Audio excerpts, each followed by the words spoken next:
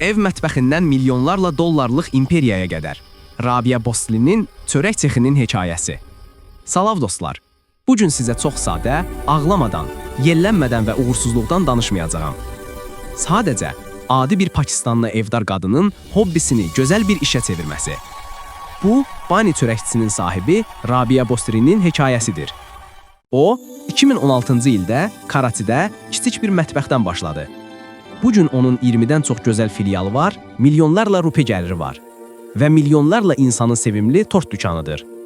Əgər siz də kiçikdən başlamağın, yaxşı bir biznes qurmağın yaxşı bir yolu olduğunu düşünürsünüzsə, bu videonu sona qədər izləyin. Çox xoş olacaq. 2016, Karachi. Rabia Bosri çox xoşbəxt evdar qadını idi. Əri, sevimli qızları, ev işləri və tort bişirməyə olan ehtirası. Dostları gələndə Rabia tort bişirərdi və hamı, "Vay, necə də ləzzətlidir" deyərdi.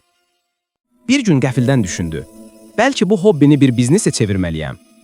Onun heç bir böyük planı yox idi. Sadəcə mətbəxində kiçik bir soba, bəzi ingrediyentlər və Dovşan Çörəkxanası adlı bir Facebook səhifəsi var idi.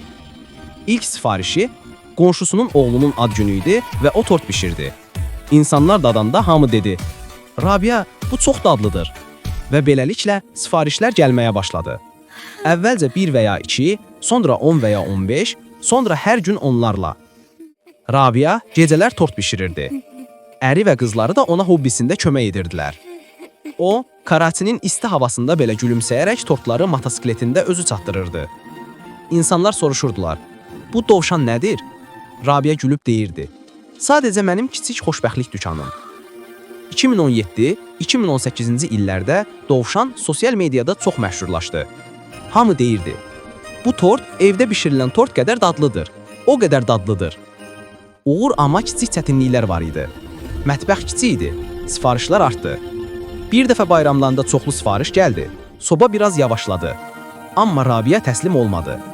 Hamı birlikdə çalışırdı. Qonşulardan da kömək aldıq və bütün sifarişləri vaxtında çatdırdıq. Hamı deyərdi, "Rabia, evə bax, bunları qoy." Rabia gülümsəyərək cavab verərdi, "Xeyr, bu mənim hobbimdir, davam edəcəyəm." Sonra yavaş-yavaş ilk kiçik mağazanı açdı, bir neçə köməkçi qız işə götürdü və işlər asanlaşdı. 2019-cu ildən bəri bani çox yaxşı böyüməyə başladı. İlk filial Müdafiədə, sonra Gülşəndə, Şimali Nazmabadda idi. Bugün Karachi boyunca 20-dən çox gözəl mağaza var. Orada yüzlərlə insan çalışır, əksəriyyəti evdən məmnuniyyətlə işləyən qadınlardır. Toylarda, ad günlərində, hər xoşbəxt gündə bani tortu olur. Rabia deyir, "Allaha şükür, heç vaxt bunun baş verəcəyini düşünməmişdim." Rabiadan soruşdular, "Bu qədər uğurun sirri nədir?" O gülümsəyərək cavab verdi, "Həmişə təzə və keyfiyyətli ingrediyentlərdən istifadə edin. Müştərini dinləyin, onları xoşbəxt edin. Çox çalışın və Allaha güvənin. Başqa qızlara da şans verin. Gəlin hamımız birlikdə irəliləyək." Dostlar, Rabia Bosri bizə göstərdi ki, Pakistandakı hər bir qadın öz ehtirası ilə gözəl bir həyat qura bilər.